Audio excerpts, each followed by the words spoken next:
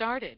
Okay friends, I am doctor Hina Wani और हम लोग चरक उत्तरार्ध में कल्प और सिद्धि स्थान देख रहे हैं for PG entrance point of view, जिसमें हमने इंट्रोडक्शन ऑफ वामक द्रव्य विरेचक द्रव्य देखा था।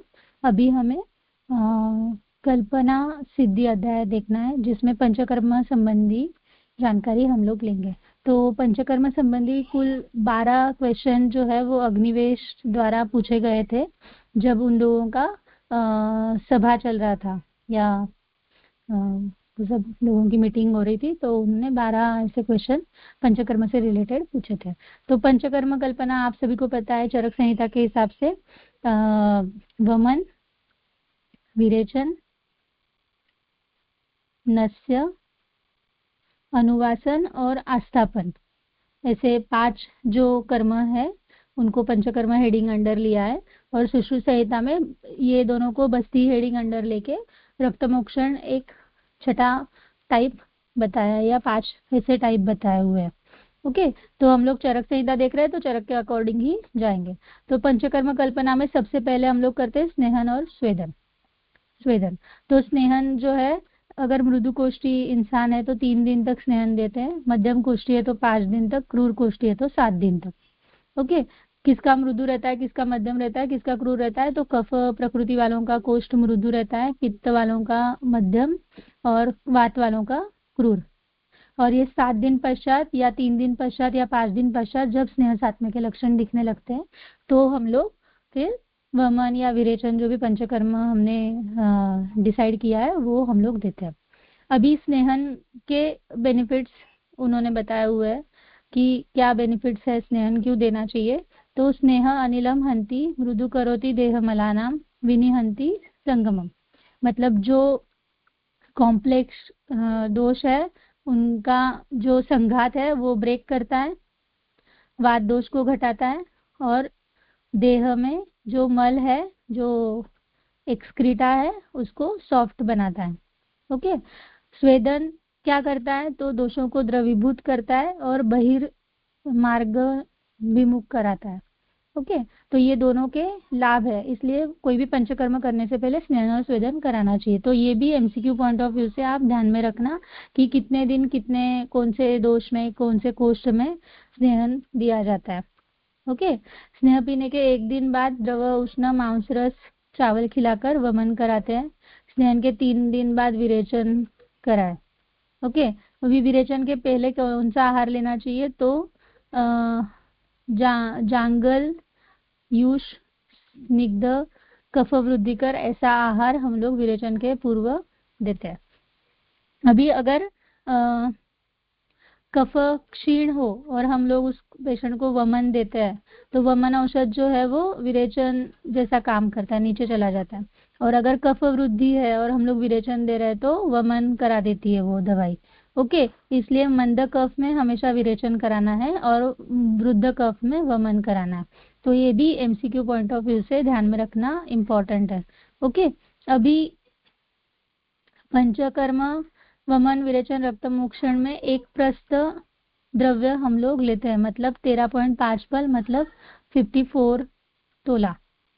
ओके, अभी पंचकर्म जो है अंतर्बाह्य स्नेहन स्वेदन वमन संसर्जन क्रम, फिर स्नेहन स्वेदन, फिर विरेचन, फिर संसर्जन क्रम, ऐसा उसका सीक्वेंस रहता है। संसर्जन क्रम के बारे में भी दिया हुआ है कि पेया, विलेपी, यूष, कृत, अकृत, यूष है, फिर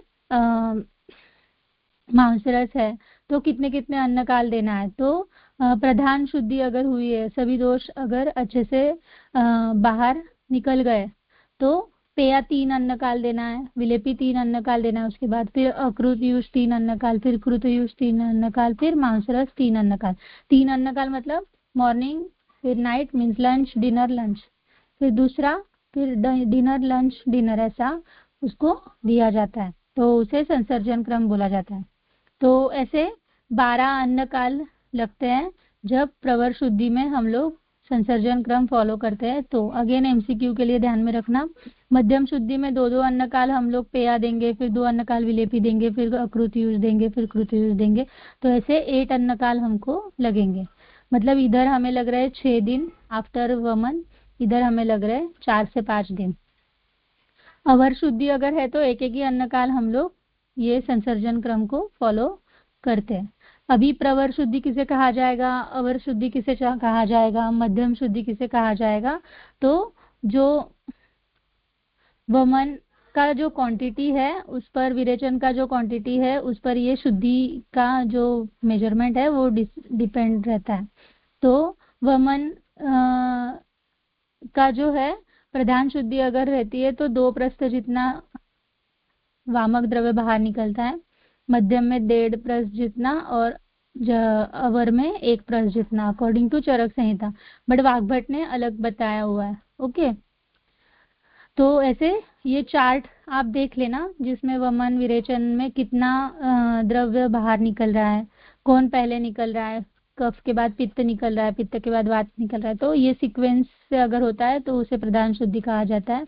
कितने वेग आए उस पर भी डिपेंड है, 8 वेग आए, 6 वेग आए, 4 वेग आए, विरेचन के 30 आए, 20 आए, 10 आए, तो उसके अकॉर्डिंग उसका प्रधान, मध्यम और अवर ऐसा डिफरेंशिएशन किया जाता है। तो एमसीक्यू के लिए इम्पोर्टेंट है कितने वेग कौन से शुद्धि में माने जाते हैं। ओके, अभी अगर सम्यक योग होता है मतलब अच्छे से दोष का निर्हरण हो गया तो क्या लक्षण दिखाई देंगे? तो अगर वमन है तो पहले पित्त, पहले कफ, फिर पित्त, फिर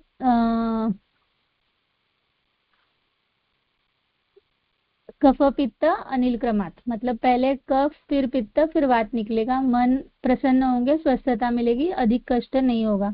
और ये भी लक्षण उन्होंने दिए हुए हैं कि कैसे लक्षण बॉडी में आते हैं जैसे शुद्धि होती है उसके बाद। वमन का अगर हीन योग हो गया तो स्फोट, कंडू, रुत, स्त्रोतस में अशुद्धि, गुरुगात्रता जैसे लक्षण होंगे। कफ प्रसेक होगा, हृदय विशुद्ध होगा, कंडू मतलब खुजली आएगी पेशेंट को, वेगों का प्रवर्तन नहीं होगा, मतलब वोमिटिंग के जो बाउट्स है वो नहीं आएंगे। ओके, केवल जो औषध हमने दिया है वही बाहर निकल जाएगा। तो अगर ऐसा है तो उसको हीन योग कहा जाता है। अभी जैसे वमन का देखा वैसे ही वमन का जैसे सम्यक योग देखा, हीन योग देखा, वैसे अति योग भी हो सकता है जिसमें रक्त बाहर निकलने लग जाता है आफ्टर दोष निर्हरण। तृष्णा, मोह, मूर्छा जैसे, निद्रा जैसे सिम्टम्स प्रोड्यूस होते हैं। पित्त अति योग, विसंज्ञता मतलब बेहोश हो जाता है वो इंसान, हृदकंठ पीड़ा होती है, रक्त वमन होता है। ओके, या मृत्यु भी हो सकता है। तो ये वमन का अति योग का लक्षण माना जाता है। विरेचन का अगर सम्यक योग होता है तो दौर्बल्य, लघुता, ग्लानि आती है पेशेंट को, वीक हो जाएगा 30 बार अगर वो मोशन करने जाएगा तो वीकनेस तो आएगा, बॉडी हल्का फील होगा या थोड़ा सा गिडीनेस उसको लगेगा। सीक्वेंस क्या रहेगा? पहले वीट मतलब फिकल मटेरियल, फिर पित्त, फिर कफ, फिर वायु का निस्सरण होगा, स्रोतस विशुद्ध होंगे, इंद्रिय प्रसन्न होंगे, अग्नि की वृद्धि होगी। तो ये सीक्वेंस भी एमसीक्यू के लिए इम्पोर्टेंट है।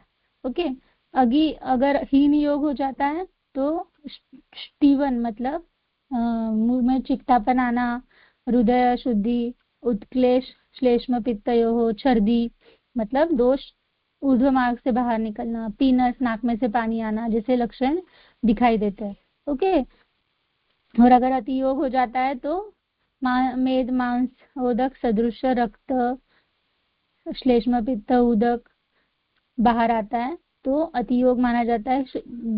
शूल, गुदभ्रंश, मूर्छा, नेत्र प्रवेश, गुदभ्रंश जैसे लक्षण प्रोड्यूस होते हैं।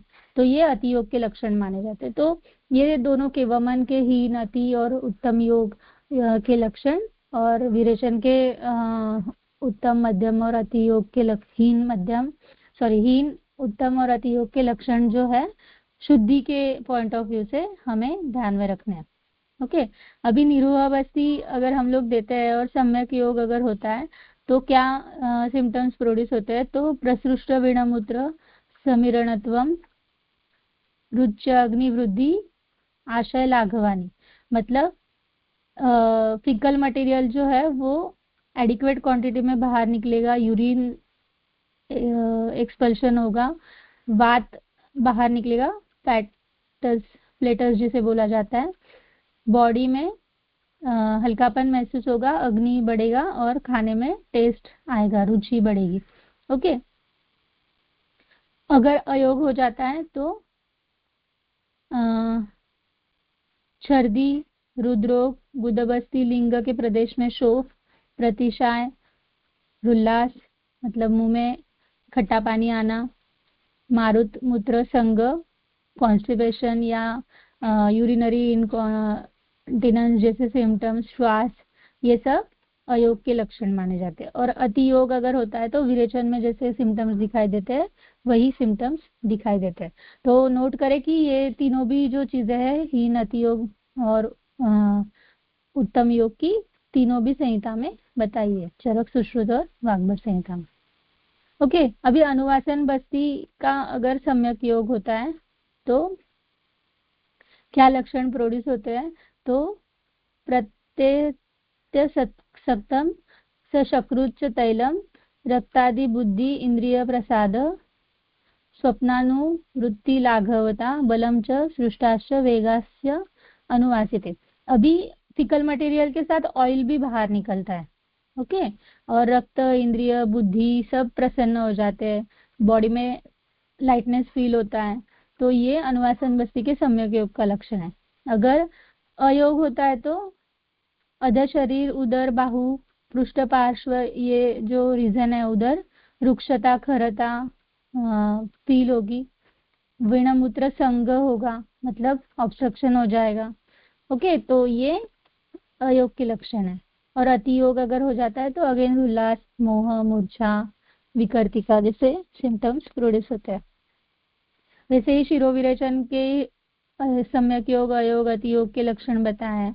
तो ये सभी चीजें एमसीक्यू पॉइंट ऑफ व्यू से हमारे लिए इम्पोर्टेंट है, क्योंकि क्या पिक्युलर सिम्टम है, क्या सीक्वेंस है, कौन से सीक्वेंस से वो बाहर आते हैं, क्या कॉम्प्लिकेशंस हो सकते हैं, तो ये पूछा जाता है एमसीक्यू के लिए। अभी बस्ती जब हम देते हैं तो 8 डे को हम लोग नॉर्मल आहार देंगे, जो संसर्जन क्रम फॉलो करने के बाद। वमन विरेचन अगर कर रहे हैं तो 9th डे को देते हैं। और अनुवासन बस्ती दे तो 3 दिन तक मालिश कर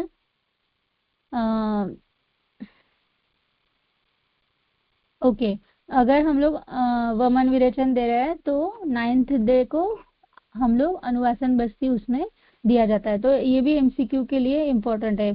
फूड का तो हमने देखा था, वो भी 9th 10th डे को ही फूड का भी आता है। तो अनुवासन बस्ती देने के बाद अगर वो बस्ती का सम्यक योग दिखाई दिया, तेल के साथ फिकल मटेरियल निकल गया, भूख लगी, लाइटनेस फील हो रहा है बॉडी में, तो उसको फिर खाना दिया जाता है।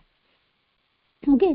इसके पश्चात 3 दिन तक तैलाक्तस्य गात्र मतलब मालिश कर भूखा न हो दशा में निरोह बस्ती का प्रयोग किया जाता है। बस्ती प्रत्यागमन पश्चात कितना माना जाता है बस्ती प्रत्यागम काल? तो 48 मिनट्स। तो ये भी इम्पोर्टेंट है for MCQ point of view. 1 प्रहर ये टाइम माना जाता है बस्ती प्रत्यागम काल। ओके। उसी दिन रात में अनुवासन बस्ती का प्रयोग किया जाता है। शीते वसंते च दिवा रात्रौ ग्रीष्म घनामेषु। तो कब देना है अनुवासन बस्ती? तो शीत वसंत ऋतु में सुबह और ग्रीष्म शरद ऋतु में रात को। तो अगेन एमसीक्यू के लिए इम्पोर्टेंट है। ओके। अभी अनुवासन और निरोह बस्ती का क्रम दिया हुआ है कि कौन से सीक्वेंस में इनको देना चाहिए। तो अनुवासन बस्ती प्रत्यागम के बाद उस दिन अनाहर और दूसरे दिन प्रातः भोजन। निरोह बस्ती के 3-3 दिन के अंतराल पर अनुवासन बस्ती देना है।